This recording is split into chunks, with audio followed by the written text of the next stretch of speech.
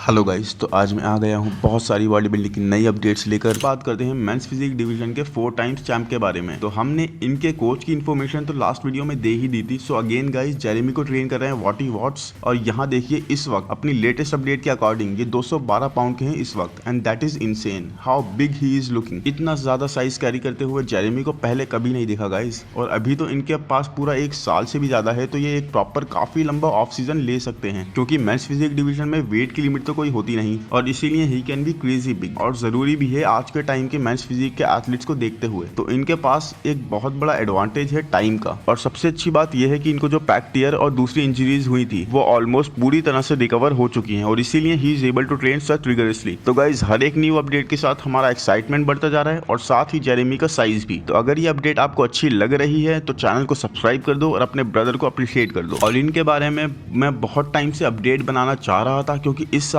कम से कम 7 से 8 नए एथलीट्स हम ओलंपिया के लाइनअप पर देखने वाले हैं, और उन्हीं में से एक है सैमसन डोडा। लेकिन सैमसन डोडा उन सब न्यू एथलीट्स में से one of the most promising athlete लग रहे हैं ओलंपिया में जाते हुए। पहले मैंने आपके साथ इनकी फ्रीकिश बैक की अपडेट शेयर करी थी, और अब ये देखिए how crazy big he is. और सैमसन जो भी अपडेट डाल रहे हैं वही वायरल हो जाती है गाइज, और वही हेड टर्न कर देती है। क्योंकि आपने इनकी रिलैक्स बैक की अपडेट तो देखी होगी, एंड हाउ मच मसल इनकी बैक पर था। सिर्फ रिलैक्स खड़े थे वहां पर ये, उसके बाद भी इनकी बैक कितनी ज्यादा थिक लग रही थी, that was insane. And Samson का लास्ट शो बॉस्टन प्रो था, वहां पर उनकी हैमस्ट्रिंग को लेकर डेक्स्टर जैक्सन और फिल हीथ दोनों ने ही कहा था कि सैमसन फ्यूचर मिस्टर ओलंपिया बन सकते हैं। और थोड़ा इनकी हैमस्ट्रिंग्स को लेकर सुनने को मिला था कि he needs to improve his hamstrings. तो ये देखिए 9 वीक्स आउट में इनकी हैमस्ट्रिंग्स। ऐसा लग रहा है कि जिस चीज के लिए भी इनको क्रिटिक किया जा रहा है उसी चीज को ये पॉजिटिव लेते हैं, और फिर उसे ही इंप्रूव करके नेक्स्ट अपडेट में लोगों को अमेज कर देते हैं। तो गाइज, ये एक बहुत ही इंप्रेस कर देने वाली बात है कि सैमसन ने आर्नोल्ड क्लासिक से अब तक कितनी इंप्रूवमेंट कर दी है। और मैं तो ट्रुथ बी टोल्ड इनको एक बहुत टॉप प्लेसिंग पर देखता हूँ। आपकी इस इंप्रूवमेंट के बारे में क्या ओपिनियन है, प्लीज कमेंट्स में जरूर बताएं। अब बात करते हैं क्लासिक फिजिक डिवीजन की, और ये है लेटेस्ट अपडेट रमॉन डिनो की। और लास्ट ईयर के ओलंपिया से ही रमॉन को लेके बातें चल रही हैं कि he can be the one जो क्रिस बम्पस्टेड को हरा सकते हैं। क्योंकि गाइज ये देखिए क्रिस की और इनकी फिजिक काफी सिमिलर है। दे बोथ आर टॉल, दोनों का ही फ्रेम भी a bit similar, but Chris तो खैर क्रिस है, और अपनी कंडीशनिंग जो वो लेकर आते हैं वो तो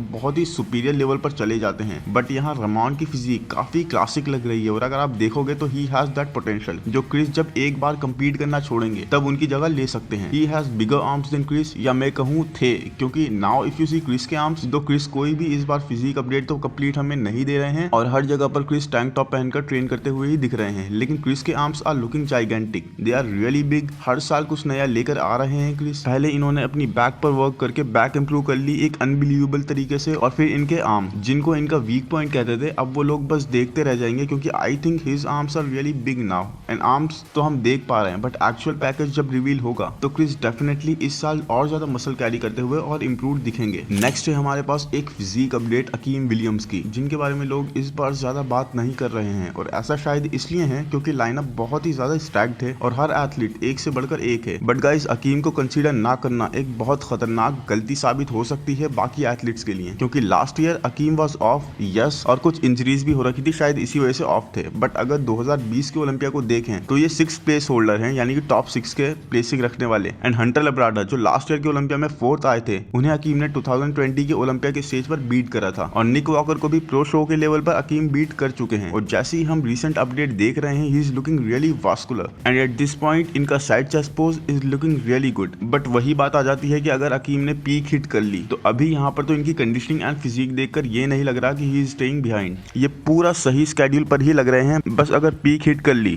तो ये कई सारे पोजेस में कई बड़े एथलीट्स को भी हराने का कैलिबर रखते हैं, और इन्हें सीरियसली ना लेना एक बहुत बड़ी गलती होगी। और गाइज, आपको पता होगा कि विलाद सोरोज को इंडिया आ रहे हैं मुंबई प्रो शो का इवेंट अटेंड करने के लिए, तो आप उनसे वहां पर मीट एंड ग्रीट भी कर सकते हैं। बट ओलंपिया के हिसाब से ये सच में एक वाइल्ड कार्ड हो सकते हैं, और इन कुछ नए कंपेटिटर्स को लेकर मैं बहुत पॉजिटिव हूँ, क्योंकि ये हो गए पैट्रिक जॉनसन हो गए और हमारे एंड्रयू जैग, ये सब इस बार का लाइनअप बिल्कुल हिला कर रख देने वाले हैं। सारी प्लेसिंग्स में चेंजेस देखने को मिलेंगे, क्योंकि 9 वीक्स आउट में इनकी ये update crazy muscles with crazy vascularity. आप वेन्स देखिए इनकी, स्पेशली इनके लेग्स पर, दे आर क्रेजी। और 9 वीक आउट है गाइस, 9 वीक्स आउट, अभी इनकी ये कंडीशन है। तो आगे और जब ये खुद को पील करेंगे तो आप बस सोचिए how vascular he will look. अभी ऑलमोस्ट 127 किलो के हैं इनकी इस अपडेट के अकॉर्डिंग, और हम इजीली देख सकते हैं कि he is carrying more muscle than his last show. और यामामोतो में जहां ये जीते थे, इनके साथ एक स्टमक का ही इशू था, थोड़ा जो पता लग रहा था, क्योंकि जैसे जैसे पोजिंग और कॉल आउट्स हो रहे थे, ही वॉज गेटिंग टायर्ड। और इनका स्टमक इनको सकिंग करने में थोड़ी दिक्कत लग रही थी, बट जैसे ये अभी यहाँ लग रहे हैं ऐसे ही ये अगर अपने एब्डोमिनल को टाइट करके आते हैं तो he is going to look amazing, और क्या पता टॉप 10 में भी अपनी जगह बना लें। इसी के साथ गाइज आपके लाइक्स मुझे मोटिवेट करते हैं ताकि मैं ऐसा ही कंटेंट आप तक लाता रहूं, तो एक लाइक तो बनता है और चैनल को सब्सक्राइब कर दो। नेक्स्ट है हमारे पास आंद्रे रियो की फिजिक अपडेट, बट उससे पहले गाइज ये देखिए आंद्रे ने अपने यूट्यूब चैनल पर एक अनाउंसमेंट करी है और आंद्रे ने बताया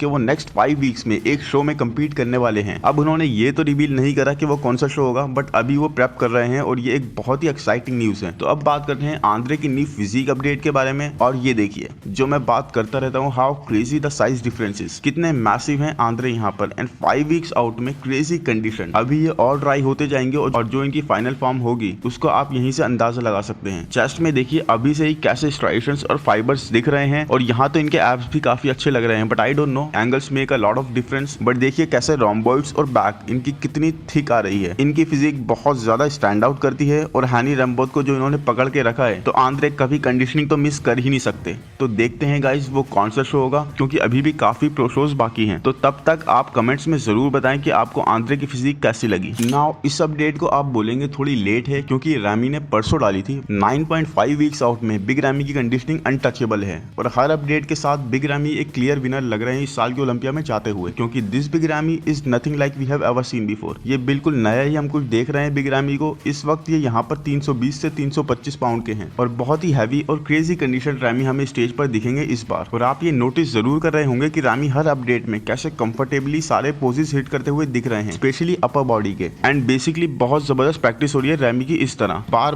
बार फ्लेक्स करके आप इतना यूज टू हो जाओगे, और फिर स्टेज पर यू वॉन्ट गेट टायर्ड, और आप बहुत ईज से पोजेस हिट करोगे, क्योंकि जजेस स्टेज पर कॉल आउट्स में और वैसे भी पोजिंग में बार आपके हर एंगल से पोज हिट करवाते हैं। And it might look easy but flexing takes up a lot of strength, आपकी बहुत ज्यादा एनर्जी कंज्यूम करती है flexing, and it is very tiring guys. Jed Nichols ने एक रीसेंट पॉडकास्ट में रैमी के बारे में कहा भी है कि जब से उन्होंने रैमी के साथ काम करना शुरू करा है ये बेस्ट रैमी है अब तक के, मेंटली और फिजिकली भी, और इस साल के बिग रैमी 2020 के बिग रैमी से भी बेहतर हैं। और अब ये तो हमें पता ही है कि 2020 के बिग रैमी अमेजिंग थे, और इनके सारे कंपेटिटर्स इन्हें देखकर हिल जाते होंगे कि 300 पाउंड के ऊपर फ्रेम पर इतनी टाइनी और डाइल्ड इन वेस्ट, वो भी इतना मसल अपने फ्रेम पर कैरी करते हुए, क्योंकि यस बहुत बॉडी बिल्डर्स हैं जो रैमी से भी ज्यादा मसल कैरी कर चुके हैं, बट ऐसी वेस्ट इट इज आइडियल, और साथ ही इतना कंडीशन होना वो भी ऑलमोस्ट 9 to 10 वीक्स आउट में, it is very next level. और गाइज नेक्स्ट अपडेट में जिस तरह से 9 वीक्स आउट में इयान विलेयर लग रहे हैं इट इज इनसेन। इनके ट्रैप्स का साइज देखिए, that is an insane back, और इन्होंने यहाँ कैप्शन में बताया है कि ये एक बैक डे भी नहीं था, उसके बाद भी इनकी बैक देखिए कितनी अमेजिंग लग रही है। तो इनकी बैक की विड्थ क्रेज ही जा रही है। इयान को लेके बहुत सारे लोगों के नेगेटिव रिमार्क्स होते हैं, क्योंकि इयान इज ब्रूटली ऑनेस्ट और वो थोड़े रूड लग जाते हैं लोगों को। बट गाइस जैसे हम में से बहुत लोग होंगे जो ज्यादा मजाक पसंद नहीं करते, वो सिर्फ अपने इनर ग्रुप में ही कंफर्टेबल और बिल्कुल फ्री रहते हैं, तो इयान भी वैसे ही हैं। बट गाइस कोई भी ये डिनाई नहीं कर सकता, इवन उनके हेटर भी, कि इयान इस वक्त इतने इंप्रेसिव लग रहे हैं जितनी अपने किसी भी शो से इतना दूर होते हुए नहीं दिखे। इयान की फिजिक में जो ग्रेनीनेस आती है वो बहुत कम एथलीट्स अचीव कर पाते हैं, इवन आफ्टर बीइंग देयर 100%, और ये एक बहुत बड़ी स्ट्रेंथ और यूनिक फैक्टर है इयान की फिजिक का। और इस साल तो वो 6 से 8 पाउंड ज्यादा मसल के साथ आएंगे स्टेज पर, और ये एक ऐसे एथलीट हैं जिनको I clearly see in top 6। Last year इनकी प्लेसिंग 6 से खिसक कर 7th हो गई थी, बट इस साल Ian is very excited to stand next to Nick Walker and Brandon Curry, और हो भी क्यों ना, क्योंकि इन्होंने एक अच्छा ऑफ सीजन लिया था और वैन प्रो के बाद से जैसे गायब से हो गए थे, और अब इनका हार्डवर्क दिख रहा है, सारी मेहनत अब नजर आ रही है। इयान के कोच ने बताया कि अभी तक कार्डियो इयान की ट्रेनिंग में बिल्कुल मिनिमम रखा गया है, और वो अभी भी काफी फूड कंज्यूम कर रहे हैं। तो इससे पता लगता है कि कोच और इयान दोनों काफी कॉन्फिडेंट हैं और काफी अच्छे से जानते हैं कि इन द गिवन टाइम वो इजीली अपनी बॉडी को दूसरे गियर में ला सकते हैं। और अभी तो ये 5 से 6 पाउंड हैवियर हैं इनकी लास्ट स्टेज अपीयरेंस से, यानी कि वैन प्रो से। और अगर लास्ट ओलंपिया से बात करें तो 8 से 9 पाउंड हैवियर, और यहाँ ये ऑलमोस्ट 270 पाउंड के हैं अब। So that is a really top class physique update. तो एक बहुत ही बड़ी न्यूज की थोर बियॉन्सन, जिनके बारे में न्यूज थी कि अब वो टाइसन फ्यूरी से फाइट करने वाले हैं, उन्होंने एक बहुत बड़ी अनाउंसमेंट करी है अपनी न्यू यूट्यूब वीडियो में, और वो ये है गाइस कि अब थोर ने बॉक्सिंग को गुड बाय कर दिया है, और अब वो और ज्यादा बॉक्सिंग में कम्पीट नहीं करेंगे। तो गाइस थोर ने काफी अच्छा टाइम स्पेंड करा बॉक्सिंग करते हुए, विच इज ऑलमोस्ट 2 से 2.5 साल। एंड जब इन्होंने स्टार्ट करा था तो लोग बोलते थे इनकी टेक्निक खराब है, या फिर इनकी स्पीड में प्रॉब्लम है, या फिर इनकी फॉर्म में। लेकिन स्टार्ट में जब भी आप कुछ भी नई चीज ट्राई करते हो तो इट इज ऑब्वियस कि थोड़ी प्रॉब्लम लगेगी, हर किसी के साथ होता है। लेकिन इन पिछले 2 से 2.5 सालों में थोर ने लोगों को प्रूव करा कि what he is capable of. लेकिन अब उनका हार्ट ही नहीं है इस स्पोर्ट में, और वो इस स्पोर्ट के लिए अब एक्साइटेड फील ही नहीं करते। तो आई थिंक ये एक सही डिसीजन है, क्योंकि अगर आपका हार्ट किसी चीज में ना हो तो no matter how hard you try उसमें आप अपना बेस्ट नहीं दे पाओगे। और गाइज आप लोग अवेयर होंगे कि थोर के नाम कुछ वर्ल्ड रिकॉर्ड्स हैं, और अब जैसे जैसे वो एज कर रहे हैं वो चाहते हैं कि वो अपने पोटेंशियल को और अपने टाइम को वहां यूटिलाइज करें जहां वो इंजॉय करें और जहां वो अपना 100% दे पाएं। और यहाँ उन्होंने बताया गाइज कि वो अब फिर से ट्रेन करेंगे पावर लिफ्टिंग के लिए और अपने ही बनाए हुए कुछ वर्ल्ड रिकॉर्ड्स ब्रेक करेंगे। तो गाइज इसका क्लियर मतलब ये है कि अब ना तो हम देख पाएंगे एडी हॉल के साथ थोर बियॉन्डसन का रीमैच और ना ही उनका टाइसन फ्यूरी के साथ मैच। तो आई थिंक जो उनका मैच था टाइसन फ्यूरी के साथ वो एक लास्ट बॉक्सिंग मैच था जो वो करना चाहते थे इस डिसीजन को लेने से पहले, क्योंकि यहाँ पर थोर ने बताया कि उनकी और टाइसन की टीम साथ बैठी थी, कई बातें भी हुई टू डिसाइड थिंग्स, बट कुछ डिसीजन नहीं आ पाया दोनों की ही टीम्स के बीच। तो अब हम शायद थोर को फिर से बॉक्सिंग करते हुए एक लंबे टाइम तक तो नहीं देख पाएंगे। And I hope guys video आपको पसंद आया हो। अगर पसंद आया है तो लाइक कर देना, चैनल को सब्सक्राइब कर देना। Thank you, bye bye.